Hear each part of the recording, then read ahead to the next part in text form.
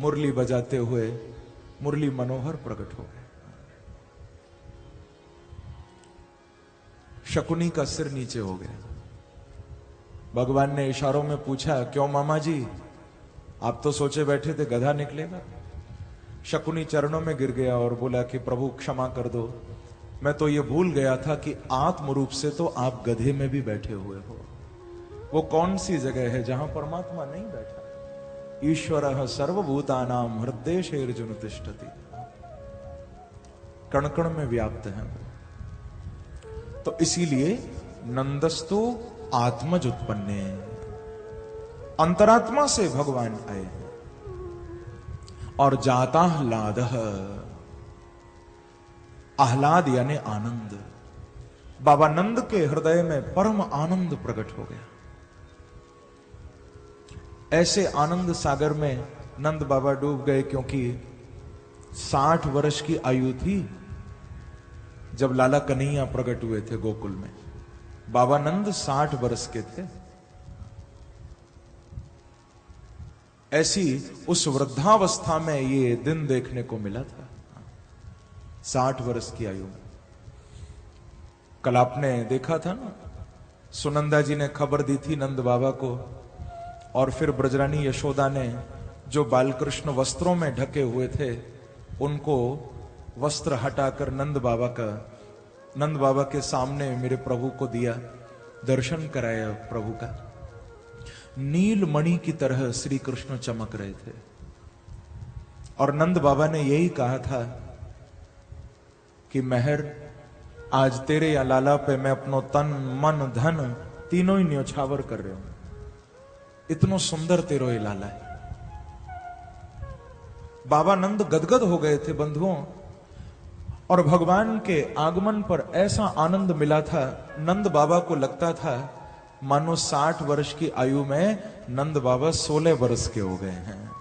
क्योंकि ध्यान रखना बंधुओं, जिसके जीवन में बांके बिहारी आ जाते हैं, शरीर चाहे कितना भी बुढ़ा हो, मेरे प्रभु तो मन को ऊर्जा दे देते हैं, मन को चेतन बना देते हैं, मन को जवान बना देते हैं।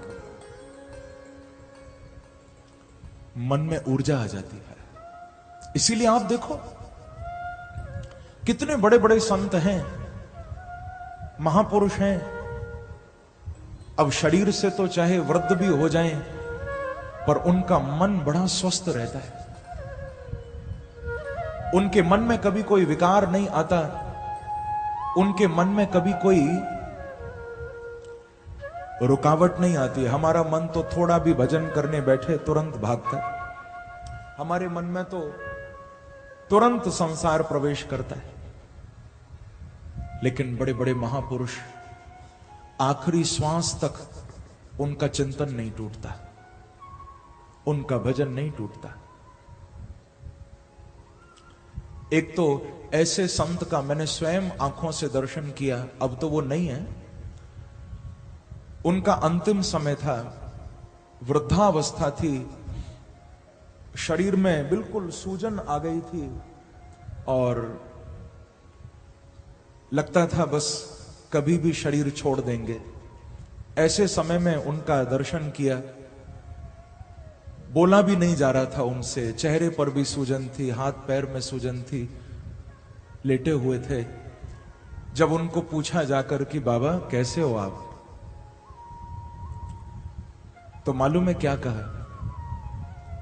मैंने पूछा महाराज जी कैसे हो, बाबा कैसे हो, तो उनके मुख से एक ही बात निकली कि कन्हैया तुम्हें एक नजर देखना है, जिधर तुम छुपे हो उधर देखना है। बिंदु जी का ये पद उनके मुख से निकला, फिर चुप हो गए। फिर थोड़ी देर बाद जब पूछा कि बाबा आप ठीक हो ना, कोई तकलीफ तो नहीं, तो फिर यही कहा कन्हैया तुम्हें एक नजर देखना, जिधर तुम छुपे हो उधर देखना। बंधुओं, आंखों में आंसू आ गए उनके इस मन के भाव को देखकर, उनकी मनस्थिति को देखकर। हम लोग तो ऐसा संसार में खो जाते हैं, हमें तो याद भी कोई कराए तब भी भगवान याद नहीं आते, लेकिन जिनके हृदय में बिहारी जी बसे होते हैं उनको आखिरी श्वास तक उनका स्मरण रहता है। जिनके हृदय में प्रभु बैठ जाते हैं। क्योंकि यहां तो गंदगी ज्यादा भर गई है ना संसार की, इसलिए भगवान याद नहीं आते। हमारे ग्रंथ, हमारे संत ये नहीं कह रहे कि भगवान को हृदय में लाओ, वो तो पहले ही हृदय में बैठे। करना क्या है? बोले जो संसार की गंदगी भर रखी है उसे थोड़ा निकालो बाहर। भगवान को नहीं लाना। जैसे आपने देखा होगा, यदि कोई खाली बोतल हो, अब उस बोतल में कोई पानी डाल दे, कोई दूसरा व्यक्ति आए और वो यदि चाहे कि उस बोतल में हवा भर दी जाए, तो क्या करना पड़ेगा? किसी ने बोतल में जो खाली थी पानी भर दिया, अब कोई दूसरा व्यक्ति चाह रहा है कि इस बोतल में थोड़ी सी हवा आ जाए, क्या करना पड़ेगा? बोले कुछ भी नहीं करना, ढक्कन खोलो और बोतल को उल्टा कर दो। जैसे पानी नीचे गिरेगा तो बाद में जो बचेगा वो हवा ही होगी। हवा भरनी नहीं पड़ेगी, बोतल को उल्टा कर दो, पानी निकल जाएगा तो हवा ही बचेगी। ऐसे ही बंधुओं, बांके बिहारी को हृदय में नहीं लाना। जो संसार की गंदगी अंदर भर ली है, सत्संग के, भजन के माध्यम से उस गंदगी को निकालते जाओ तो हृदय में गोपाल जी बैठे मिल जाएंगे। आप प्रभु को लाना नहीं है, कथा के, सत्संग के, प्रभु के नाम संकीर्तन के माध्यम से बस सफाई करो, थोड़ा गंदगी को दूर करो, बस बंदगी की ओर आओ, तो अपने आप प्रभु का दर्शन हो जाएगा। गोकुल में बड़ा आनंद उत्सव मनाया गया। नंद बाबा ने उन ब्राह्मणों को भी बुलाया है जिन ब्राह्मणों के आशीर्वाद से घर में लाला को जन्म भयो, क्योंकि ब्राह्मणों ने नंद बाबा को आशीर्वाद दिया था, ब्रजराज पुत्रवान भव। बाबा को तुरंत याद आया और उन ब्राह्मणों को बुलाया। आहूय विप्रान वेद ज्ञान स्नातः शुचि अलंकृतः। यमुना जी में गोता लगा के स्नान किया बाबा ने और सुंदर वस्त्र पहने आज नंद बाबा ने। 60 वर्ष के हो गए थे तो बाल भी सफेद हो गए थे, दाढ़ी भी सफेद हो गई थी। तो ग्वाल वालों ने क्या किया, खूब केसर घोटी और केसर घोट घोट के नंद बाबा की दाढ़ी से लगाई, बालों से लगाई, तो सफेद बाल नंद बाबा के केसरिया हो गए। और सुंदर अंगरखा, बगलबंदी पहनी है, सुंदर धोती नंद बाबा ने पहनी है, कमर में फेंट कसी है, पचरंगी पगड़ी पाग धारण करी है और बड़े प्यारे, बड़े ही सुंदर नंद बाबा लग रहे। आंखों में मोटा मोटा काजल भी नंद बाबा ने लगाया और खूब सज धज के ब्राह्मणन को अन्नदान, वस्त्रदान नंद बाबा कर रहे। क्योंकि देखो, घर में जब संतान आती है ना, तो जब तक संतान का नालोच्छेदन संस्कार न हो, बच्चे का नाल काटा जाता है। आजकल तो ये सब हॉस्पिटलों में होता है, लेकिन हमारे शास्त्रों में लिखा है कि जब तक बालक का नार न कटे उतने समय को प्रजातीर्थ कहा जाता है। प्रजातीर्थ क्या कहते हैं? प्रजातीर्थ। और वो समय बड़ा पवित्र माना जाता है। और जब तक सद्यः प्रसूत उस शिशु का नालोच्छेदन न हो तब तक घर में सोवर भी नहीं लगते, अशौच भी नहीं होता। नाल कटने के बाद ही सोवर लगता। उस समय को प्रजातीर्थ कहते हैं। और उस समय में किया हुआ दान भी अक्षय हो जाता है। शास्त्र की आज्ञा है, जन्म काले व्यतिपाते दत्तम भवतु चाक्षयम। बालक का जन्म घर में हो, बेटा या बेटी पैदा हो, या व्यतिपाते, व्यतिपाते यानी संक्रांति आती है ना हर महीने, साल में जब सूर्य भगवान अपना मार्ग बदलते हैं, राशि परिवर्तन करते हैं, तो वो संक्रांति के दिन ही करते हैं। हर महीने संक्रांति आती। तो संक्रांति का समय हो या घर में बालक के जन्म का समय हो, उस समय यदि आप दान करो तो वो दिया हुआ दान अक्षय हो जाता है, उसका अनंत गुना फल मिलता है। नंद बाबा तो स्वयं बड़े ज्ञानी हैं, तो इन्होंने सदुपयोग किया अपने धन का और ब्राह्मणों को अन्नदान वस्त्र दान किया। धेनु नाम न्यूते प्रादात विप्रेभ्य समलंकृते। ब्राह्मणों को लगभग 2 लाख गौओं का दान बाबा ने किया, 7 तिल के पर्वतों का दान किया।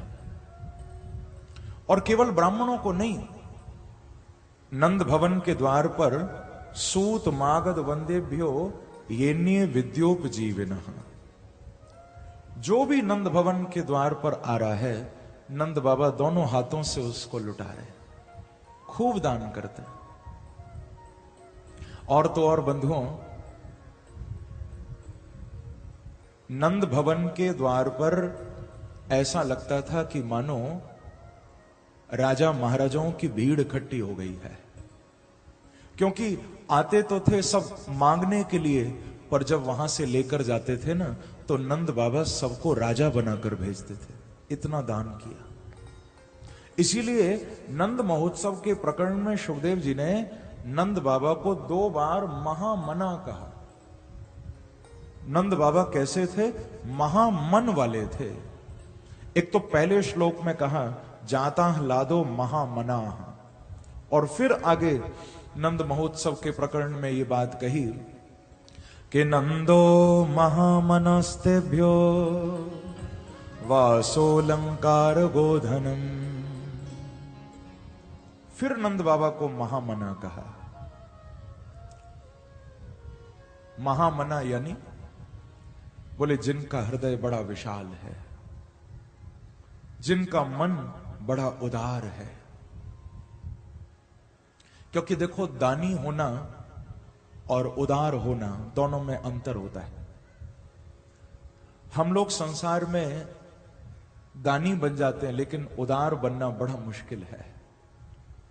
दानी कौन है? दानी वो है जो अपनी सामर्थ्य के अनुसार, अपनी हैसियत के, अपनी औकात को देखकर जो दान करे। हां, भगवान ने मुझे इतना दिया है तो चलो इतने में से मैं इतना दे देता हूं। यदि 100 रुपया कमाए तो चलो 1 रुपया, 10 रुपया, 5 रुपया मैं दान कर देता हूं। वो दानी है। लेकिन उदार कौन है? उदार वो है बंधुओं जो अपनी सामर्थ्य से ज्यादा, अपनी हैसियत से ज्यादा जो देने को तैयार बैठा है। और वो बहुत मुश्किल बात है। हाँ, बहुत कठिन काम है, सब नहीं कर सकते। हम लोग दानी बन जाते हैं संसार में, उदार नहीं बन सकते। उदार कौन बन सकता है? बोले जिसके जीवन में बांके बिहारी आ जाते हैं, वो तो फिर पूरी तरह लुटने को तैयार हो जाता है।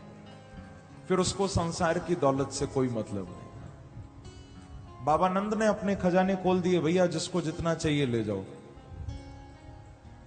क्योंकि मुझे जो पाना था मैंने तो वो पा लिया।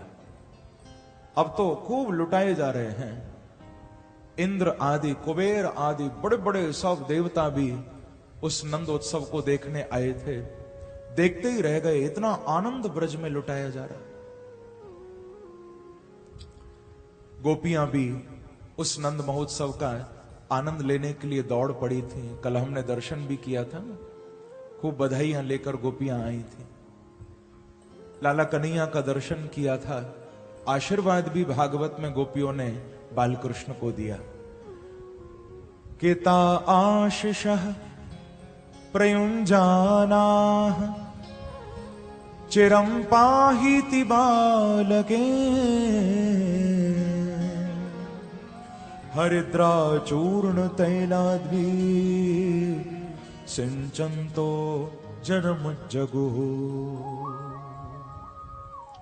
सब गोपियां बालकृष्ण का दर्शन करके खूब आशीर्वाद दे रही हैं। क्योंकि बंधुओं, ये बात मैं कथा में अक्सर कहा करता हूं, हम लोग तो बांके बिहारी के पास जब जाते हैं तो लेने जाते हैं, पर कोई सच्चा भक्त जब उनसे मिलने जाता है तो वो लेने नहीं, वो तो अपने प्यारे को कुछ देने ही जाता है।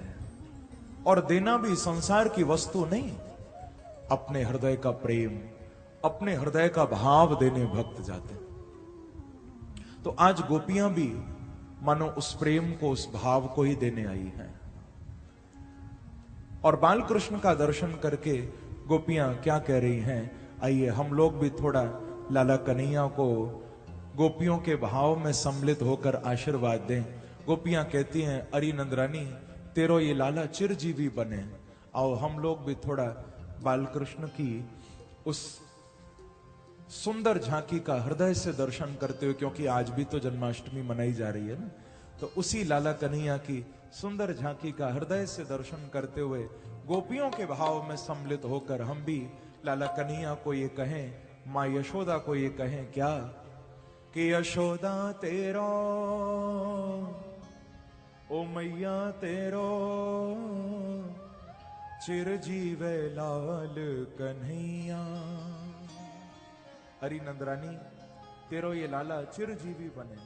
सब हृदय से आशीर्वाद दो गाते हुए भाव से, यशोदा तेरो ओ मैया तेरो, यशोदा तेरो ओ मैया तेरो चिरजीवे लाल कन्हैया, ओ मैया तेरो। सब गाओ, तेरो चिरजीवे लाल कन्हैया, यशोदा तेरो चिरजीवे लाल कन्हैया, यशोदा तेरो चिरजीवे लाल कन्हैया, चिरजीवे लाल कन्हैया हो, चिरजीवे लाल कन्हैया हो, चिरजीवे लाल कन्हैया, चिरजीवे लाल कन्हैया, यशोदा तेरो ओ मैया तेरो चिरजीवे लाल कन्हैया, यशोदा सब गाओ, चिरजीवे लाल कन्हैया, ओ मैया तेरो चिरजीवे लाल कन्हैया, ओ मैया तेरो चिरजीवे लाल कन्हैया। मथुरा में हरि जन्म लियो है, मथुरा में हरि जन्म लियो है, मथुरा में हरि जन्म लियो है, मथुरा में हरि जन्म लियो है, गोकुल बजत बधैया ओ, गोकुल बजत बधैया ओ, गोकुल बजत बधैया, गोकुल बजत। सब गाओ भाव से, यशोदा तेरो ओ मैया तेरो, यशोदा तेरो चिरजीवे लाल कन्हैया, यशोदा तेरो चिरजीवे लाल कन्हैया, ओ मैया तेरो चिरजीवे लाल कन्हैया, यशोदा तेरो। दोनों हाथ से तालियों की सेवा करते हुए जाओ।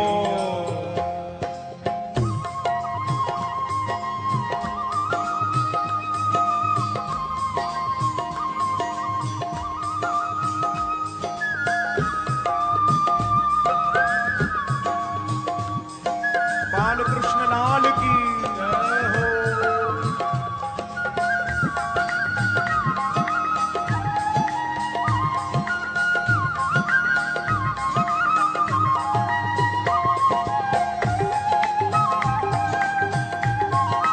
यशोदा के लाला की जय हो। गए यशोदा तेरो ओ मैया तेरो, हाँ यशोदा तेरो ओ मैया तेरो चिरजीवे लाल कन्हैया, यशोदा तेरो चिरजीवे लाल कन्हैया, यशोदा तेरो चिरजीवे लाल कन्हैया, यशोदा तेरो चिरजीवे लाल कन्हैया। जब तक सूरज चांद गगन में, जब तक सूरज चांद गगन में, जब तक सूरज चांद गगन में, जब तक सूरज चांद गगन में, हो तब लग तेरो छैया हो, तब लग तेरो छैया हो, तब लग तेरो छैया, तब लगते गाइए छैया। यशोदा तेरो ओ मैया तेरो, यशोदा तेरो ओ मैया तेरो, चिरजीव लाल कन्हैया, यशोदा तेरो चिरजीव सब गाओ मस्ती से, कन्हैया, यशोदा तेरो चिरजीव लाल कन्हैया। यशोदा तेरो चिरजीव। पीछे वाले भक्त भी दोनों हाथों से ताली की सेवा करते हुए जाओ जय हो।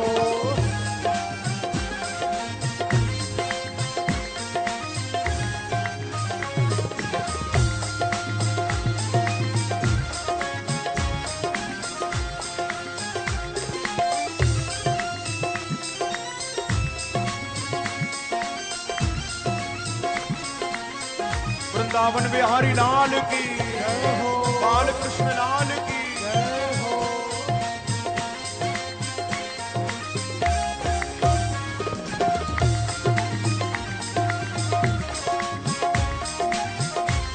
यशोदा तेरो ओ मैया तेरो, यशोदा तेरो ओ मैया चिरजीव लाल कन्हैया, यशोदा तेरो चिरजीव लाल कन्हैया। ओ गोपी ग्वाल बाल सब नाचे, गोपी ग्वाल बाल सब नाचे, गोपी ग्वाल बाल सब नाचे, गोपी ग्वाल बाल सब नाचे। सब गोपियां सब ग्वाल बाल जितने भी आए हैं सब झूम झूम कर नाचते हैं नंदोत्सव में, और नंद यशोदा की भी जय जयकार करते हैं कि अरे नंदरानी तू बड़ी भाग्यशालिनी है, अरे बाबा तुम बड़े भाग्यशाली हो जो ऐसे लाला को हमें भी तुम्हारी कृपा ते दर्शन है गयो। तो गोपी ग्वाल बाल सब नाचे, गाइए ग्वाल बाल सब नाचे, गोपी ग्वाल बाल सब नाचे, गोपी ग्वाल बाल सब नाचे। ओ धन धन यशोदा मैया हो, धन यशोदा मैया, ओ धन धन यशोदा मैया। धन धन यशोदा कई भाव से यशोदा तेरो ओ मैया तेरो, यशोदा तेरो ओ मैया चिरजीव लाल कन्हैया, यशोदा तेरो चिरजीव लाल कन्हैया, ओ मैया तेरो चिरजीव लाल कन्हैया। ओ मैया तेरो चिरजीव लाल कन्हैया। घर घर ते ब्रज गोपी आई, घर घर ते ब्रज गोपी आई, हाँ घर घर ते ब्रज गोपी आई। घर घर ते ब्रज गोपी कैसे आई? मोतिन थार धरैया हो, धार धरैया, ओ मोतिन थार धरैया। इसीलिए गाइए भाव से यशोदा तेरो ओ मैया तेरो, यशोदा तेरो ओ मैया तेरो चिरजीव लाल कन्हैया, यशोदा तेरो चिरजीव लाल कन्हैया, ओ मैया तेरो चिरजीव लाल कन्हैया। ओ मैया तेरो दोनों हाथों से ताली की सेवा करते हुए हरि बोल।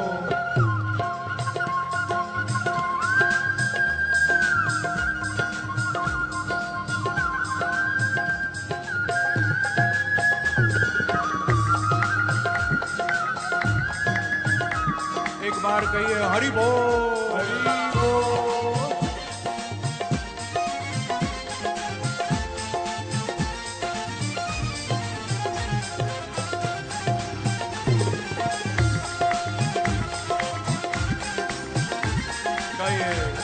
यशोदा तेरो ओ मैया तेरो, यशोदा तेरो ओ मैया चिरजीव लाल कन्हैया, यशोदा तेरो चिरजीव लाल कन्हैया।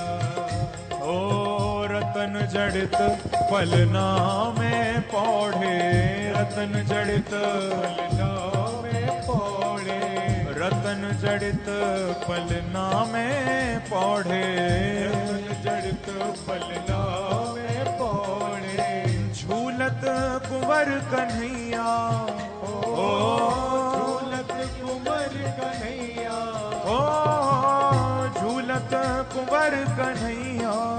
ओ झूलत इसीलिए गाइए भाव से, यशोदा तेरो, यशोदा तेरो, ओ मैया तेरो, ओ मैया तेरो, चिरजीव लाल कन्हैया। यशोदा तेरो चिरजीव लाल कन्हैया, ओ मैया तेरो चिरजीव लाल कन्हैया। मैया तेरो चिरजीव लाल कन्हैया।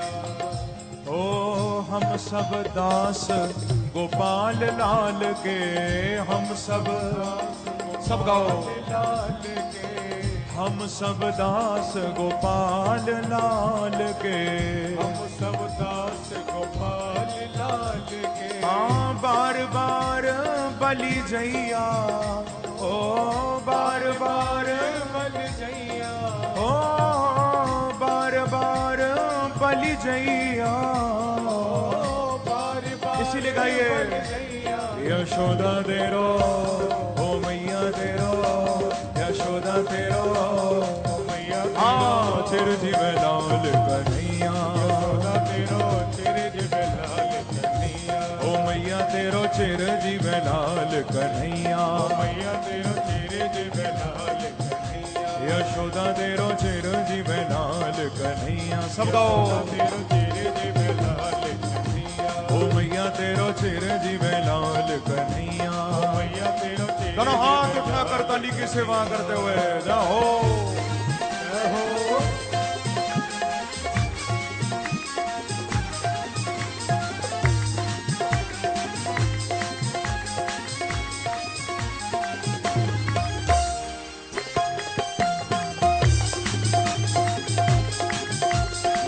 बाल कृष्ण लाल की, यशोदा के लाला की।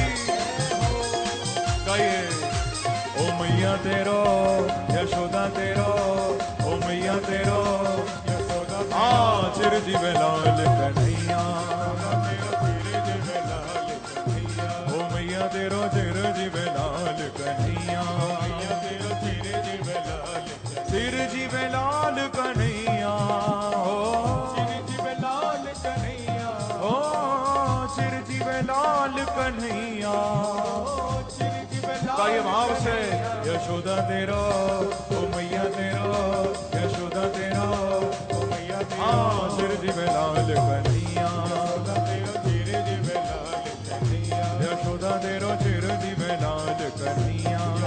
तेरो सब गाओ, लाल कन्हैया, ओ मैया तेरो चिरजीव लाल कन्हैया। मैया तेरो चिरजीव लाल कन्हैया, यशोदा तेरो चिरजीव लाल कन्हैया।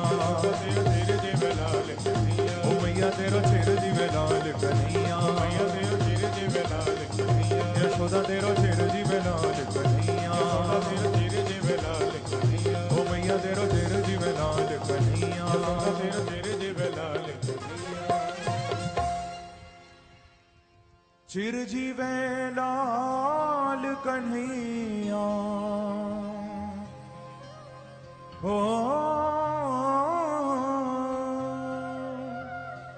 चिरजीव लाल कन्हैया। यशोदा तेरो, ओ मैया तेरो, चिरजीव लाल कन्हैया। बोलो बाल कृष्ण लाल की जय, नंद के लाला की जय, यशोदा के लाला की जय। इस प्रकार से बंधुओं, गोपियों ने खूब बधाई दी है, लाला के दीर्घ आयु की खूब कामनाएं की हैं। खूब धूमधाम से नंदोत्सव मनाया गया। इसी प्रकार से आगे इस नंद महोत्सव के अंतिम श्लोक में सुखदेव जी कह रहे हैं, कि तत आरभ्य नंदस्य ब्रजः सर्व समृद्धिमान् हरेर्निवासात्मगुणे रमा क्रीडमभूनृप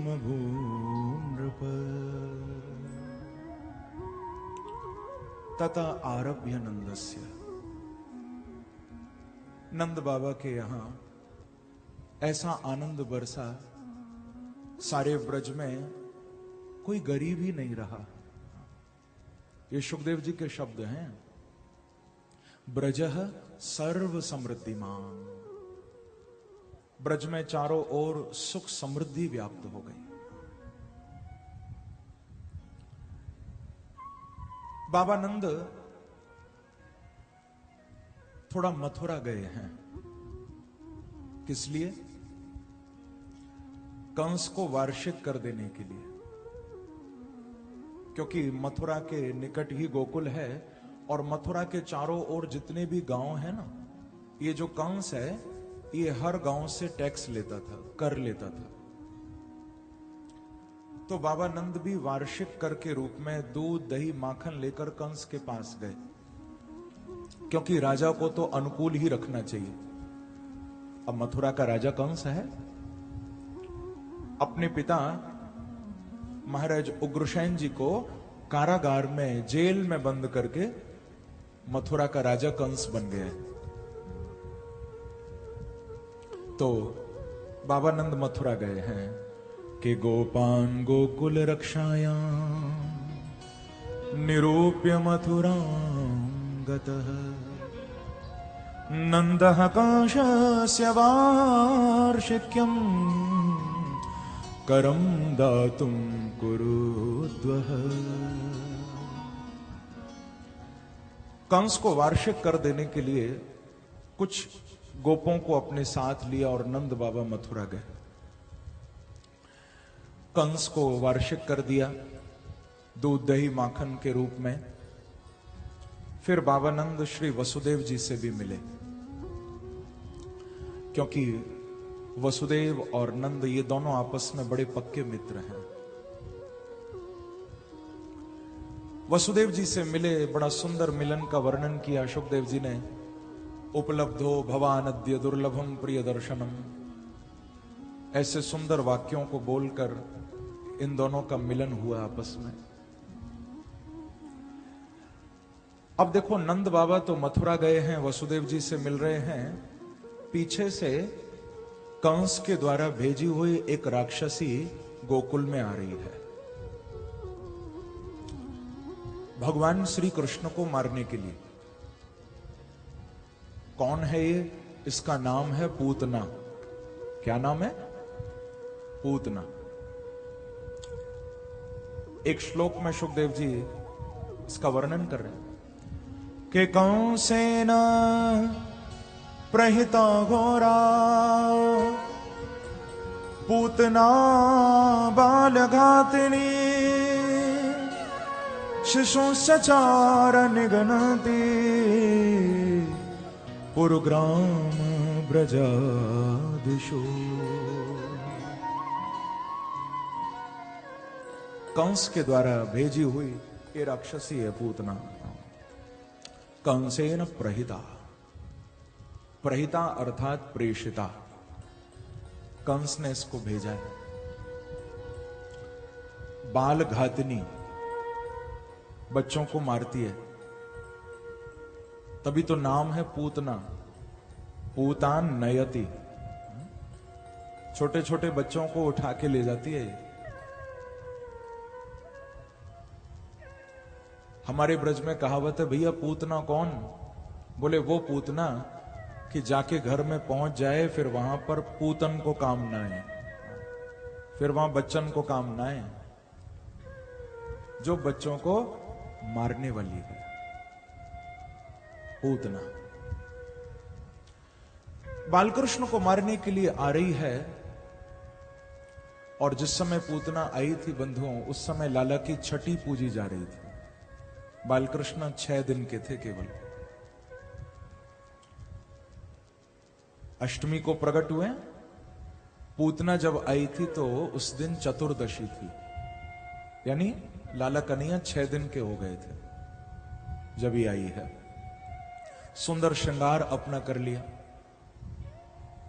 ऐसा श्रृंगार किया, ऐसा श्रृंगार किया, ब्रजवासियों को देखकर लगने लगा मानो साक्षात लक्ष्मी धरती पर आ गई है, इतनी सुंदर बन गई। गोप्यः श्रियम दृष्टुमिवागताम पतिम, लक्ष्मी जैसा रूप बना लिया। मनोहरंतिम वनिताम ब्रजौकशाम, नंद भवन में प्रवेश कर गई। जहां बालकृष्ण सो रहे थे वहां ये पूतना पहुंची। मैया को प्रार्थना की कि नंदरानी, हमें नेक अपने लाला को आप दर्शन कराओ, कैसो है तुम्हारो लाला। यशोदा तो भोली भाली हैं, उनको लगा कि शायद कोई साधारण गोपी होगी, तो एक गोपी समझ के पालने में पड़े हुए बालकृष्ण को लेकर पूतना की गोद में ही दे दिया मैया ने। मैया को मालूम नहीं है कि ये कोई राक्षसी है, उनको तो लग रहा है कोई गोपी आई है मेरे लाला को देखने, और सारे ब्रज की गोपी तो आ ही रही थी, सब देख देख के जा रही थी। लगा ये भी कोई गोपी होगी, दे दिया। अब मैया तो घर के काम में लग गई, क्योंकि वादिन छठी भी पूजी जा रही है, बड़ी चहल पहल है रही है, ब्रजवासी आ रहे हैं जा रहे हैं, नंद भवन सबरो भरो पड़ो है। पूतना की गोद में बालकृष्ण आ गए, इसने सबसे नजर बचाई और बालकृष्ण को लेकर नंद भवन के बाहर चली गई। एक शिला पर बैठ गई, अपनी छाती से जहर लगा रखा था, बालकृष्ण को गोद में लिया और दूध पिलाने लगी। लेकिन भगवान ने भी मना नहीं किया, मेरे प्रभु भी दूध पी रहे हैं। और इस लीला का बड़ा दिव्य दर्शन भागवत में सुखदेव जी कराते हैं, कहते हैं कि तस्मिन् स्तनम दुर्जर वीर्यमुल्बणम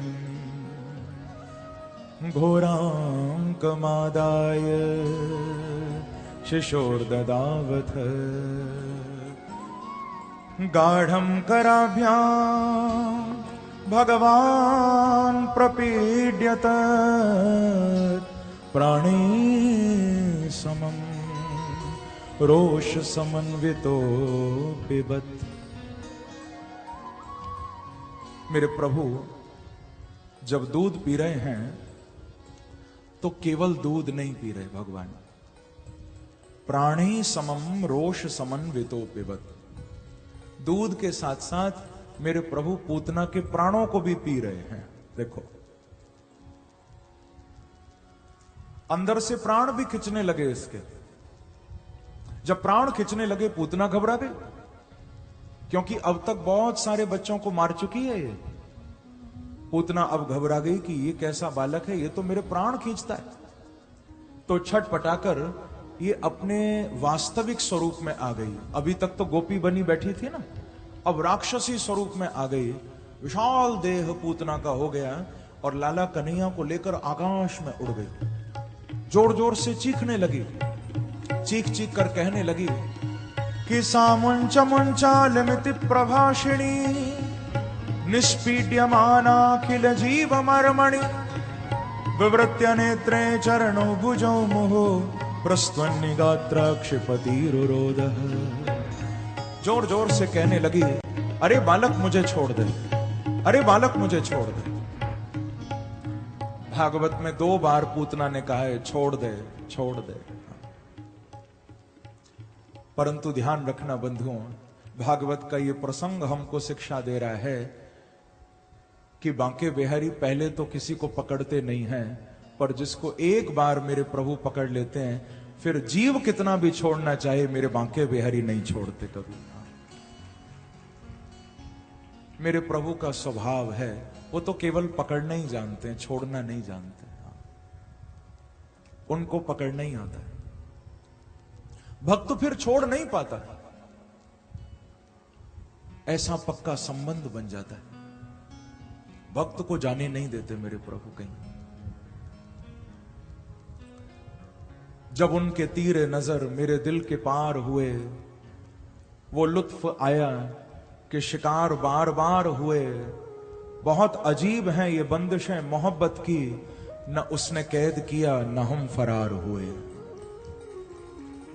ऐसा नहीं कि बांके बिहारी कोई तुम्हें रस्सी से बांध के पकड़ लेंगे, नहीं नहीं, अपने प्रेम की डोरी से प्रभु ऐसा बांधेंगे कि तुम जा नहीं पाओगे। पकड़ लेते हैं जीव को, भक्त फिर कहीं जा ही नहीं सकता। श्री नामदेव जी महाराज कितने उच्च कोटि के भक्त महाराष्ट्र के हुए। नामदेव जी छोड़ नहीं पाए कभी भगवान को। वैसे तो इनको जीवन में कई बार भगवान का दर्शन हुआ। नामदेव जी को इनको प्रेत में भगवान दिखाई दिए, इनको कुत्ते में भगवान दिखाई दिए, इनकी कुटिया में आग लग गई तो उस अग्नि में पंडरीनाथ का दर्शन, द्वारिकाधीश का, श्री कृष्ण का दर्शन हुआ। नामदेव जी को ऐसा भगवान ने पकड़ लिया था। जिस समय नामदेव जी का अंतिम समय आया था, पंडरीनाथ के मंदिर के बाहर सीढ़ियों पर नामदेव जी बैठ गए थे उस दिन। पंढरपुर में पंडरीनाथ के मंदिर के दरवाजे पर जो सीढ़ियां हैं, सीढ़ियों पर नामदेव बैठ गए। आंखों में आंसू थे और हाथ उठाकर कह रहे थे, हे पंडरीनाथ, बस बहुत भटक लिया संसार में, अब ऐसी कृपा करो, हमेशा के लिए अपने मंदिर की इस सीढ़ी पर ही मुझे जगह दे दो। अब इस सीढ़ी को, इस पौड़ी को मैं कभी छोड़ू ना। ये सुनते ही पंढरपुर के जितने भी भक्त थे उस समय के, सब में हाहाकार मच गया। सब कहने लगे, कहीं ऐसा तो नहीं आज नामदेव शरीर छोड़ने तो नहीं जा रहे? ऐसा क्यों कह रहे हैं? मंदिर के द्वार पर भीड़ इकट्ठी हो गई है। नामदेव भगवान को कह रहे हैं कि प्यारे, मुझे अपने चरणों में जगह नहीं देना, मैं उसका अधिकारी नहीं हूं कि तुम्हारे चरणों में मुझे जगह मिले। यदि जगह देनी है तो अपने मंदिर की इन सीढ़ियों पर मुझे हमेशा के लिए जगह दे दो, ताकि जो भी भक्त आज के बाद तुम्हारा दर्शन करने आए, आपके भक्तों के चरण मेरे मस्तक पर आ सकें। प्रभु, आपके चरणों के लायक तो मैं नहीं हूं, कम से कम आपके भक्तों के चरण ही मिल जाए। और बंधुओं, वहीं पर श्री नामदेव जी ने देह त्याग कर दिया था। पंडरीनाथ की सीढ़ियों पर, श्री कृष्ण के मंदिर की सीढ़ियों पर नामदेव जी ने शरीर छोड़ा और फिर वहीं पर उनकी समाधि बनाई गई। जो लोग पंढरपुर जाते होंगे, कभी दर्शन करने गए होंगे, उन्होंने जरूर देखा होगा, आज भी जब भक्त दर्शन करने पंडरीनाथ का, द्वारिकाधीश का मंदिर में जाते हैं तो पहले नामदेव जी की उस समाधि वाली सीढ़ी पर प्रणाम करते हैं। आज भी वहीं नामदेव जी की समाधि बनी हुई और वहां उसको नामदेव की पायरी कहा जाता है, उस सीढ़ी को। ऐसा मैंने सुना है। कहने का अभिप्राय बंधुओं, एक बार जिसको भगवान पकड़ लेते हैं, फिर मेरे प्रभु छोड़ते नहीं है, फिर इस जीव को कहीं जाने नहीं देते, भागने नहीं देते। इसीलिए तो हमारे परम रसिक सम्राट अनन्य नृपति स्वामी श्री हरिदास जी महाराज भी अपने सिद्धांत के पद में ये बात कह रहे हैं। स्वामी जी की वाणी है, कहते हैं कि ज्यों ही तुम राखत हो, त्यों ही रही हत हो ओ हरि।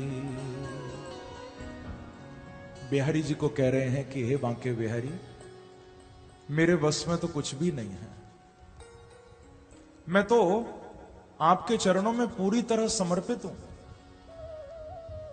ज्यों ही तुम राखत हो, त्यों ही रहियत हो हरि। जैसे तुम मुझे रखते हो, मैं तो वैसे ही रहता हूं। यह है सच्चा समर्पण।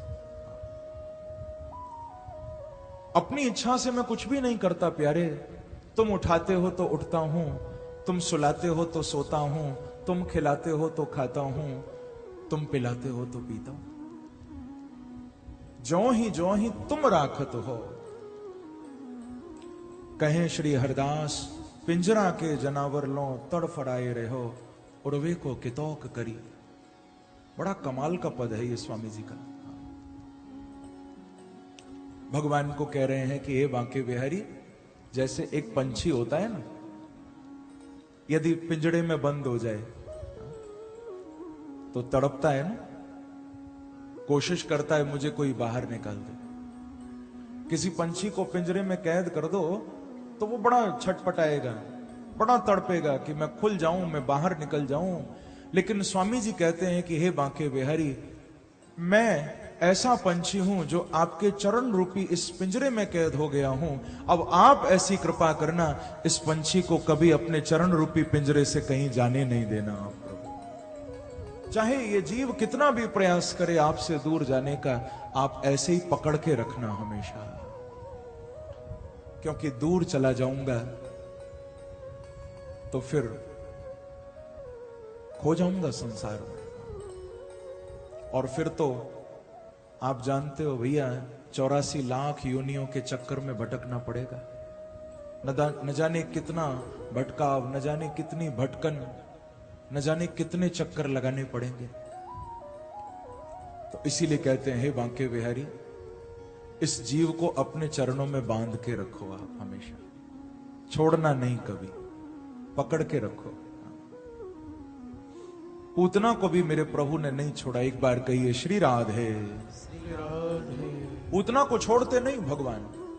अंत में इसके अंदर से प्राण निकले और बालकृष्ण के श्रीअंग में लीन हो गए हैं। देवताओं ने जय जयकार की है। बोलो असुर निकंदन भगवान की जय, कृष्णचंद्र भगवान की जय। इस पूतना का उद्धार किया। प्रासार्य गोष्ठे निज रूप मां स्थिता। पूतना का शरीर गोष्ठ में जाकर गिरा। 6 कोस के अंदर पूतना का शरीर गिरा था। भागवत में लिखा है त्रिगव्युत्यंतर द्रुमान। जितने भी जीव जंतु पेड़ पौधे पूतना के नीचे आए, सबका चूरन बन गया, सब दब गए। बाद में बालकृष्ण इसके वक्षस्थल पर खेल रहे थे। ग्वाल वालों ने प्रभु को नीचे उतारा। गोपियों ने रक्षा विधान भगवान का किया। गोमूत्रेण स्नापयित्वा पुनर्गोरज सार्वकम। आगे पूतना के शरीर को काट काट के अंतिम संस्कार भी किया गया। और मालूम है, जब पूतना के शरीर को जलाते थे ना, बड़ी खुशबू आती थी। जब इसका अंतिम संस्कार होता था, चारों ओर सुगंध ब्रज में फैल जाती थी। और क्यों न फैले, भले राक्षसी थी, भले ही भगवान को मारने आई थी, लेकिन मेरे बांके बिहारी जिसको अपना लें बंधुओं, चाहे वो कैसा भी हो, उसका जीवन तो फिर महक ही जाता है। उसके जीवन में फिर महक ही महक आ जाती। इसीलिए तो मैं कभी कभी कहा करता हूं, मेरे प्रभु के चरणों में आओ बंधुओं, तो फूल की तरह जीवन तुम्हारा हो जाएगा। आप देखो, एक फूल भगवान के चरणों में चढ़ा दो तो वहां भी महकता है। और उसी फूल को कोई मर गया हो तो किसी मरे हुए व्यक्ति पर भी चढ़ा दो, वहां भी महकता है। फूल को कहीं भी रख दो, फूल तो महकता है। लेकिन हम लोग तो कभी नहीं महक पाते। हम लोगों के जीवन में तो हमेशा उदासी छाई रहती है। हमारे जीवन में तो वही संसार का रोना धोना मचा रहता है। जब पूछो भैया कैसे हो, अरे बोले महाराज बस क्या बताएं, बुरा हाल है। एक बार कहो श्री राधे। हम तो हमेशा बुरे हाल में ही रहते हैं। लेकिन जिसको बांके बिहारी मिल जाते हैं ना, उसके जीवन में तो फिर महक ही महक आ जाती। लम्हों की कसक कभी नहीं जाती, सितारों की चमक कभी नहीं जाती। प्यार के फूल खिलने तो दो यारों, फिर उन फूलों की महक कभी नहीं जाती। तो पूतना के शरीर से सुगंध निकलती थी। इस प्रसंग के अंतिम श्लोक में सुखदेव जी कह रहे हैं, कि य एतत्पूतना मोक्षम कृष्णस्यार्भकमद्भुतम् शृणुयात् श्रद्धया मर्त्यो गोविंदे लभते रतिम्। कहते हैं कि जो लोग इस पूतना मोक्ष की कथा को सुनते हैं, गोविंदे लभते रतिम्, उसके हृदय में भगवान गोविंद के लिए प्रेम जागृत होता है। ऐसा ये प्रसंग भागवत का। आगे मेरे प्रभु जब 81 दिन के हो गए तो बालकृष्ण ने एक और असुर का उद्धार किया जिसका नाम था शक्टासुर। ये बैलगाड़ी के रूप में आया था भगवान को मारने, लेकिन प्रभु ने अपने चरणों का प्रहार किया, चरणा वुदक शिपत, और इस दुष्ट का भगवान ने उद्धार किया। बोलो बाल कृष्ण लाल की जय। मैया ने उसी दिन ब्राह्मणों को बुलाकर घर में नंद भवन में खूब अन्नदान वस्त्रदान किया। जिस दिन मेरे प्रभु ने इस शक्टासुर को मारा था, वही दिन बड़ा विशेष दिन था जिस दिन बालकृष्ण ने पहली बार करवट भी ली थी। जब 81 दिन के हो गए थे, उसी दिन मेरे प्रभु ने करवट भी ली थी। तो मैया ने बड़ा उत्सव भी मनाया था। भैया मेरे बांके बिहारी के उत्सवों की क्या कमी है, उत्सव तो जितने हो सके मनाओ। और आप वृंदावन जाना कभी, अभी चले जाओ, 1 महीने बाद जाना, और या तो सर्दियों में चले जाना। कोई भी सीजन हो, कोई भी मौसम हो, कभी भी आप वृंदावन चले जाना, आपको वृंदावन में किसी न किसी मंदिर में बांके बिहारी का, मेरे प्रभु श्री कृष्ण का कोई ना कोई उत्सव मनता ही मिलेगा, क्योंकि मेरे प्रभु के उत्सव की कमी ही नहीं है। उत्सव का अर्थ होता है उत्साह। उत्सव में कमी तब आती है जब उत्साह में कमी होने लगती है, और जहां उत्साह होता है वहां तो रोज उत्सव होते हैं। तो अपने उत्साह में कमी नहीं लाना, कभी खूब उत्साह रखना मन में। हमारे ब्रज में आज भी किसी न किसी मंदिर में रोज कोई ना कोई उत्सव होता है।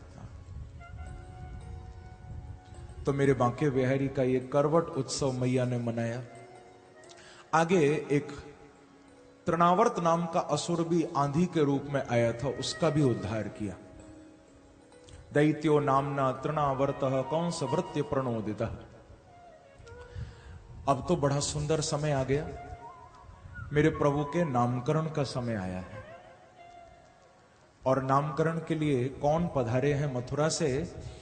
बोले यदुवंशियों के कुल पुरोहित श्री गर्गाचार्य जी महाराज आए हैं। कि गर्गः पुरोहितो राजा यदुनाम सुमहातपाः ब्रजम जगामनन्दस्य वसुदेव प्रणोदितः। यदुवंशियों के ये कुल पुरोहित हैं श्री गर्ग जी, जिनको गर्गाचार्य भी कहते हैं। किसने भेजा है इनको? वसुदेव प्रणोदितः, श्री वसुदेव जी ने भेजा है। क्योंकि कल भी आप कथा सुन रहे थे, बालकृष्ण को वसुदेव जी मथुरा से गोकुल छोड़कर गए थे ना। अब लाला को तो गोकुल में छोड़ आए, पर मन ही मन बड़ी चिंता हो रही है कि हमारे लाल जी गोकुल में ठीक हैं या नहीं, क्योंकि कंस के द्वारा भेजे हुए असुर जा रहे हैं ना बार बार गोकुल, कभी पूतना, कभी तृणावर्त, कभी शक्टासुर। तो मन में बड़ी चिंता है, हमारो लाला ठीक होएगा या नहीं। तो अब गर्गाचार्य जी जो वसुदेव जी के कुल पुरोहित हैं, उनको भेजा इन्होंने। कहा कि गुरुदेव आप किसी भी बहाने से नंद बाबा के गोकुल चले जाओ, और आपसे तो सब स्पष्ट है, कुछ छुपा नहीं है। आप तो जानते हो कि उनके आंगन में जो लाला है वो तो हमारो ही है। तो आप किसी भी बहाने से नंद भवन जाओ, नंद बाबा से मिलना, और मेरे लाला की भी खबर मुझे लाके देना कि मेरो लाला ठीक है। तो वसुदेव प्रणोदितः, वसुदेव जी की प्रेरणा से गर्गाचार्य आए हैं। जब यहां आए तो नंद बाबा ने बड़ा ही स्वागत किया, चरण धोए, चरणों का पूजन किया, चरणामृत लिया। उसके उपरांत नामकरण का प्रस्ताव रखा। कहा कि गुरुदेव आप तो हमारे भाग्य से आए हो, क्योंकि हम तो कभी स्वप्न में भी नहीं सोच सकते थे कि इतने बड़े यदुवंशियों के कुल पुरोहित और हमारे यहां पधारे, और वो भी अपने आप अचानक। गुरुदेव ये तो आपकी अति कृपा है, तो आए हो तो एक कृपा और करते जाओ। हमारे यहां 2 लाला हैं, एक यशोदा को है, दूसरा रोहिणी को है। आप आए हो तो लगे हाथ दोनों लालाओं के नामकरण भी करते जाओ। गर्गाचार्य जी पहले तो थोड़ा मना करने लगे, पर जब नंद बाबा ने कहा कि हम किसी को नहीं बुलाएंगे, ये कार्य बड़ी गुप्त रीति से होगा, तो फिर गर्गाचार्य तैयार हो गए। गौशाला में लेकर गए हैं और एकांत में बड़ी गुप्त रीति से भगवान के नामकरण की तैयारी हुई है। सुंदर पूजन की सामग्री एकत्रित की जा रही है, गौशाला को भी सजाया जा रहा है। सुंदर गाय के गोबर से वहां चारों तरफ लीपन हुआ है, स्थान को पवित्र किया गया है। गर्गाचार्य जी आसन पर आकर विराजे हैं। दोनों माताएं भी खूब सज धज के अपने लालाओं को भी सजा के, और बालकृष्ण को रोहिणी जी ने गोद में लिया, दाऊ जी को मैया यशोदा ने गोद में लिया। एक दूसरे के लालाओं को लेकर खूब खिलाते हुए, लाड़ लड़ाते हुए दोनों माताएं आसन पर आकर गौशाला में बैठ गई। नंद बाबा भी आकर विराजे हैं, क्योंकि देखो कल भी आप कथा सुन रहे थे, श्री रोहिणी जी ये भी वसुदेव जी की पत्नी है। कंस के भय के कारण वसुदेव जी ने इनको गोकुल में छोड़ दिया था। ये नंद भवन में ब्रजरानी यशोदा के ही साथ रहा करती थी। गर्गाचार्य जी ने दोनों लालाओं को देखा, बड़े आनंदित हो गए। उस गौर और शाम छवि को देख के बड़ा आनंद मिला।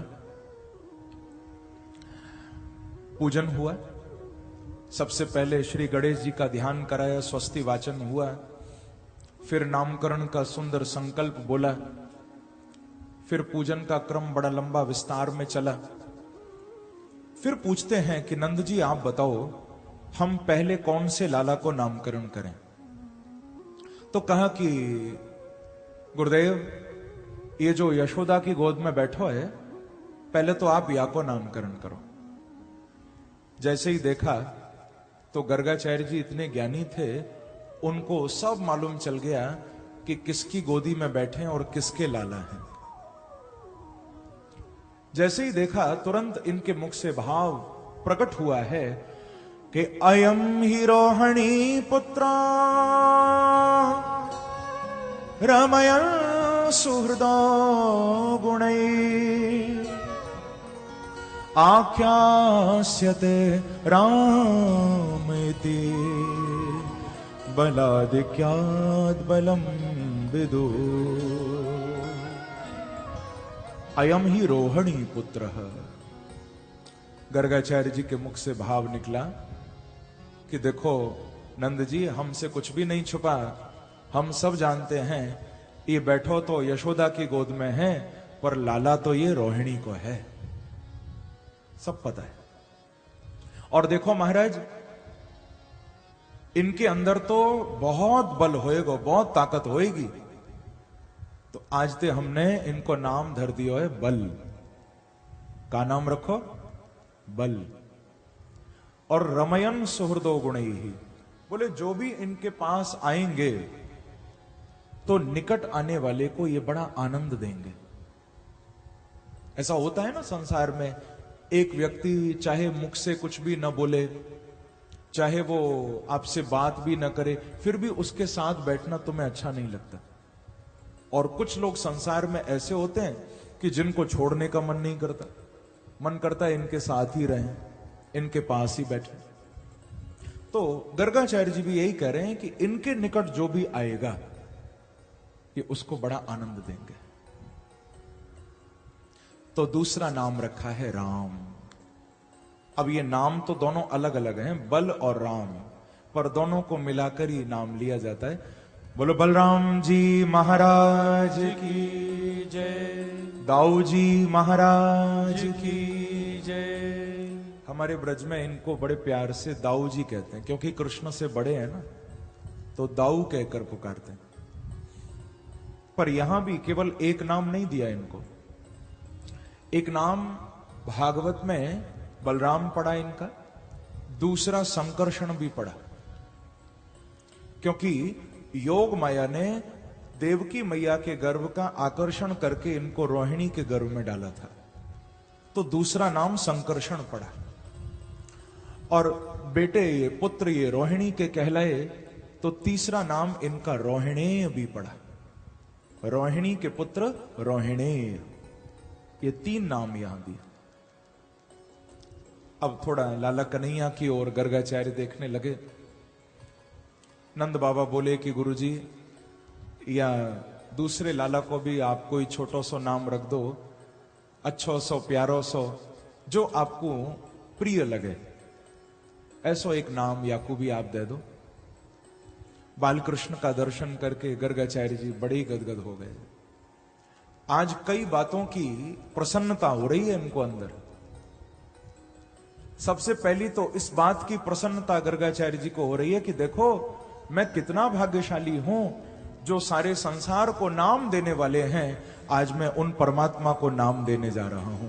मैं कितना भाग्यशाली हूं, इस बात का आनंद। और फिर केवल ये बात नहीं, दूसरा इस बात का भी बड़ा आनंद है कि ये अवतार लेकर अपनी लीला को करते समय कुछ भक्तों का उद्धार करेंगे, पर गर्गाचार्य जानते हैं आज मैं इनको जो नाम दूंगा उससे तो आने वाले समय में न जाने कितने हजारों लाखों भक्तों का उद्धार होने वाला है, ये भी मालूम है और हो ही रहा है। भगवान भले दूर लगते हैं पर उनका नाम कितना पास है हमारे। परमात्मा चाहे कितना भी दूर लगे पर उनका नाम हमारे कितना निकट है, जब चाहो तब ले लो। सुलभम च भगवन नाम जिह्वा च वशवर्तिनी तथापि नरकम यान्ति किमाश्चर्य मत परम। भगवान के नाम से ज्यादा बढ़कर और कुछ सुलभ ही नहीं है संसार में बंधुओं। परमात्मा का नाम सबसे ज्यादा सुलभ है। और जिह्वा भी हमारे वश में है, फिर भी हम हरि नाम नहीं गाते तो हमारे से बड़ा अभागा कौन होगा। तो बालकृष्ण को दर्शन करके कितना सुंदर गर्गाचार्य जी कह रहे हैं कि आसन वर्णाश्रयो ह्यस्य गृणतो नुयुगम तनु शुक्लो रक्तस्तथा पीता इदानीं कृष्णतां गतः। कहते हैं देखो नंद जी, ये जो आपके लाला है ना, ये कोई साधारण नहीं है। गृणतो नुयुगम तनु, इनके तो अनेक युगों में अनेक अवतार हुए। कभी रक्त वर्ण में, कभी शुक्ल वर्ण में, कभी पीत वर्ण में, इन्होंने अनेक बार अवतार लिए। पर इदानीम कृष्णताम गतः, अब की बार ये कृष्ण वर्ण में अवतार लेकर आए हैं, तो आज से हमने इनका नाम रख दिया है कृष्ण। बोलो कृष्ण चंद्र भगवान की जय, वृंदावन बिहारी लाल की जय। प्रभु का नाम पड़ा है कृष्ण। और बंधुओं आप स्वयं देखो, भगवान ने तो लीला करते समय कुछ भक्तों का उद्धार किया था, लेकिन उनके नाम ने तो हम जैसे न जाने कितने पापियों का उद्धार किया होगा। इस कलयुग में हम जैसे जीवों का आश्रय तो केवल भगवान नाम है। और कोई पूजा पाठ, कोई लंबी उपासना आप नहीं कर सकते तो कोई बात नहीं, पर इस कलयुग में प्रभु के नाम को नहीं छोड़ना। उठते बैठते खाते पीते हर समय भगवान के नाम का आश्रय लेना, क्योंकि नाम घनश्याम का जो दिल से लिया करते हैं, ऐसे भक्तों से प्रभु प्यार किया करते हैं। जो नाम का सहारा लेते हैं वो भगवान के निकट आ जाते हैं। तो सुंदर नामकरण हुआ। गर्गाचार्य जी को दक्षिणा देकर विदा किया बड़े सम्मान के साथ। आगे जैसे शुक्ल पक्ष में चंद्रमा की कलाएं बढ़ती हैं, ऐसे ही धीरे धीरे मेरे बालकृष्ण भी बड़े होने लगे हैं। अब तो नंद भवन के आंगन में प्रभु गुटवन चलने लगे। कालेन व्रजताल्पेन गोकुले राम के शवौ जानुभ्याम सह पाणिभ्याम रिंगमाणो विजहरतु। मेरे प्रभु दोनों अपनी हथेलियों को आगे टिकाकर अपने घुटनों के बल नंद भवन के आंगन में प्रभु चलते हैं। कभी कभी तो नंद बाबा की तलवार को पकड़ने भागते हैं, कभी तो नंद बाबा की छड़ी उठा लेते हैं, और मालूम है कभी कभी तो नंद बाबा की पगड़ी लेकर अपने सिर पर रख लेते हैं। अब सोचो कहां नंद बाबा, कहां छोटे से बालकृष्ण जब पगड़ी सिर पर रखते हैं ना, तो पगड़ी यहां तक आती है। प्रेम से कहो श्री राधे। उस पगड़ी में पूरे डूब जाते हैं। कभी कभी तो नंद बाबा की चरण पादुका उठाकर, नंद बाबा की चप्पल उठाकर भगवान अपने सिर पर रख लेते हैं। देवता जब आकाश में देखते हैं, देवता रोते हैं और कहते हैं भैया देखो हम कितने अभागे हैं जो यहां स्वर्ग में पड़े हुए भोग भोग रहे हैं। हमसे ज्यादा भाग्यशाली तो ये ब्रजवासी हैं जिनकी चप्पल तक बांके बिहारी उठा रहे हैं। ऐसा सौभाग्य तो और किसी को नहीं मिला होगा। इस प्रकार से सुंदर लीला करते हैं। जब लगभग 1.5 वर्ष के मेरे प्रभु हो जाते हैं, तो एक बड़ी मीठी लीला भगवान ने गोकुल में की है, जिसको कहते हैं माखन चोरी लीला। ये बड़ी अद्भुत, बड़ी कमाल की लीला है बंधुओं। मेरे प्रभु ने थोड़ा सा आप आध्यात्मिक भाव समझिए, फिर हम अभी दर्शन भी करेंगे लीला का। छोटे से लाला कन्हैया हमारे बीच में आएंगे और फिर बस गिरिराज जी के पूजन तक हमको आज पहुंचना है। गिरिराज जी की परिक्रमा भी आप सबसे लगवाऊंगा। 56 भोग भी यहां तैयार है, वो भी गिरिराज जी को भोग लगेगा। थोड़ा सा आप माखन चोरी के संबंध में कुछ बातों को समझना, क्योंकि कई बार इन लीलाओं को सुनकर लोग बड़ा आक्षेप करते हैं। अरे वही भगवान जो चोरी करते थे, ऐसा लोग बोलते हैं। वही कृष्ण जो माखन चुराते थे। अब बोलने वाले बोल देते हैं, लेकिन उनको यह नहीं मालूम कि ये लीला भगवान ने की क्यों, जरूरत क्या थी। थोड़ा समझो तो। अरे भाई चुराना था, यदि चोरी की इतनी आदत थी तो किसी का सोना चुरा लेते। यदि चोरी करनी थी किसी की गाड़ी चुरा लेते, किसी के हीरे जवाहरात चुरा लेते। ये तो नहीं चुराया। क्या चुराया? माखन चुराया। अच्छा, चोरी तो उसी की करोगे ना जो वस्तु तुम्हारे पास नहीं है। अब आप देखते हो ना, गाड़ी नहीं है तो लोग चुरा लेते, पैसा नहीं है चुरा लेते, आभूषण नहीं है चोरी कर लेते। जो अपने पास नहीं है वही तो चुराया जाएगा, जो है उसकी चोरी तो नहीं होगी। तो मेरे बांके बिहारी ने माखन चुराया, लेकिन आपको मालूम है मेरे प्रभु की गौशाला में, नंद बाबा की गौशाला में 9 लाख गायें थी। कितनी गायें थी? 9 लाख। अब आप सोचो जरा, 9 लाख गौएं जिसकी गौशाला में हैं, तो माखन कितना होगा? क्या उस माखन की कोई सीमा होगी? कितना दूध, कितना दही, कितना माखन आता होगा। अब इतना माखन जिनके यहां स्वयं प्रकट हो रहा है, क्या वो दूसरे के यहां माखन चुराने जाएंगे? लेकिन फिर भी गए। क्यों गए? तो बोले माखन चुराने नहीं गए, माखन के बहाने गोपियों के हृदय को चुराने के लिए बांके बिहारी जाते थे। माखन के बहाने गोपियों के चित्त को चुराने जाते थे।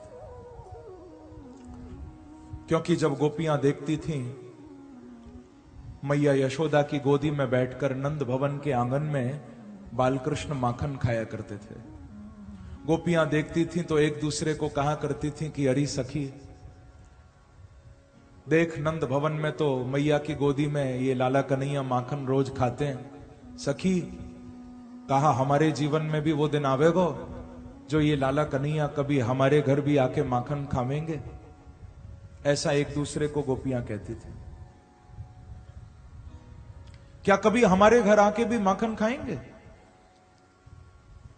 तो गोपियों के हृदय की बात मेरे प्रभु तक पहुंच जाती थी और भगवान भी संकल्प कर लेते थे कि गोपियों तुम चिंता नहीं करना, अब चाहे मेरे घर में कितना भी माखन भरा हुआ हो, लेकिन आज के बाद यदि खाऊंगा तो नंद भवन का नहीं, अब तो तुम्हारे घर आके ही माखन खाऊंगा। चाहे मैं कितने भी बड़े बाप का छोरा क्यों ना हूं, चाहे मेरे घर में कितना भी माखन क्यों ना है, पर अब खाऊंगा गोपियों तो तुम्हारे घर आके खाऊंगा। भगवान माखन के भूखे नहीं है, मेरे प्रभु भाव के भूखे हैं, मेरे प्रभु प्रेम के भूखे हैं। माखन क्या है? माखन की उस समय कोई कीमत नहीं थी, सारे ब्रज में खूब दूध दही माखन था। भगवान की दृष्टि में वस्तु की नहीं, भगवान की दृष्टि में तुम्हारे प्रेम की कीमत है, आपके भाव की कीमत है बंधु। यदि भाव नहीं है तो भले ही कितने भी हम 56 भोग लगाएं, चाहे अपने घर में लगाएं, चाहे वृंदावन जाके लगाएं, कितना भी भगवान को हम खिलाएं, मेरे प्रभु नहीं खाएंगे। और यदि भाव आ गया तो फिर बुलाना नहीं पड़ेगा, मेरे बिहारी जी स्वयं दौड़े आएंगे। अच्छा मुझे बताओ, क्या शबरी बुलाने गई थी राम जी को? क्या शबरी ने अयोध्या में भगवान को कोई लेटर भेजा था कि मेरे द्वार पर मेरी कुटिया में आके बेर खा लो? शबरी ने भेजा था किसी को? क्या विदुर जी की पत्नी सुलभा विदुरानी ने द्वारिकाधीश के पास संदेश भेजा था कि आओ मेरे यहां आके भोग लगाओ? किसी भक्त ने संदेश नहीं भेजा, क्योंकि भक्ति मार्ग की यही विशेषता है बंधुओं। ज्ञान मार्ग में जीव को परमात्मा की ओर भागना पड़ता है, लेकिन भक्ति मार्ग में बांके बिहारी को भक्तों की ओर भागना पड़ता है। भक्ति मार्ग की यही विशेषता है। ज्ञान में ज्ञानी भागता है भगवान से मिलने, लेकिन भक्ति में, प्रेम में भगवान को आना पड़ता है। अब खूब मेरे प्रभु गोपियों के यहां जाकर माखन खाते थे। गोपियां कभी शिकायत नहीं करती थी। हालांकि भागवत में शिकायत का भी वर्णन है, पर वो शिकायत कब होती थी? अच्छा, आपके यहां मान लो आज चोरी हुई है, आप कहोगे महाराज जी हमारे यहां चोरी क्यों करवा रहे हो? तो चलो मान लो तुम्हारे पड़ोसी के यहां चोरी हुई है। बोले हां, अब अच्छा कहा, प्रेम से कहो श्री राधे। चलो किसी के यहां भी कभी चोरी हुई है तो रिपोर्ट उसी दिन लिखाएगा या 1 महीने बाद लिखाएगा? हा? अगर चोरी आज हुई है तो रिपोर्ट कब लिखाई जाएगी? अरे आज ही लिखाई जाएगी, हमारे यहां चोरी हो गई। ऐसा तो नहीं वारदात के 1 महीने बाद जाके कोई रिपोर्ट करे, घटना के 1 महीने बाद कोई सूचना दे। आज घटना घटी है तो आज ही खबर दी जाएगी। लेकिन कमाल यह था, मेरे बांके बिहारी माखन तो रोज चुराते थे, गोपियां शिकायत उस दिन करती थीं जिस दिन मैया यशोदा बालकृष्ण को नंद भवन से बाहर नहीं जाने देती थी। गोपियों की शिकायत उस दिन होती थी। ठाकुर जी माखन रोज चुराते थे, गोपियां तब शिकायत करती थीं जब लाला कन्हैया को नंद भवन से निकलने नहीं दिया जाता था। क्यों?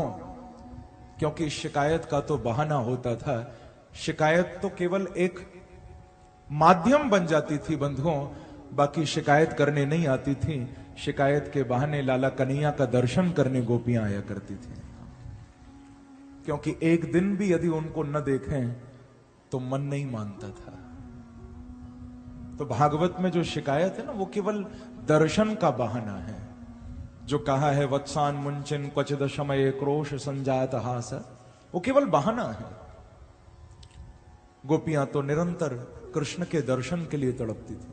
इसीलिए मेरे पूज्य गुरुदेव ये बात कहा करते हैं, बंधुओं, संसार में कोई शायद किसी के माल पर मरता है, कोई किसी की चाल पर मरता है, कोई किसी के गाल पर मरता है, पर गोपियां तो केवल नंद के लाल पर मरने वाली थी। केवल बालकृष्ण पर उनकी मंद मुस्कान, उनकी तिरछी चितवन, उनकी लीला, गोपियां उस पर मरती थी। तो थोड़ा हम भी उस झांकी का दर्शन करें, कैसे मेरे प्रभु माखन चुराया करते थे। हमारे बीच में भी बालकृष्ण आ रहे हैं, आप लोग दर्शन करिए बड़े भाव से, बड़े प्रेम से। आगे आगे गोपियां बालकृष्ण को पकड़ने के लिए भागती हैं, और मेरे प्रभु भी पूरी मंडली के साथ, जिसमें श्री दामा, मनसुखा, स्तोक, सुबल, सारे सखा प्रभु के साथ हैं। और मेरे प्रभु कैसे माखन चुराते हैं, गोपियां क्या कहती हैं, थोड़ा आप भी दर्शन करिए।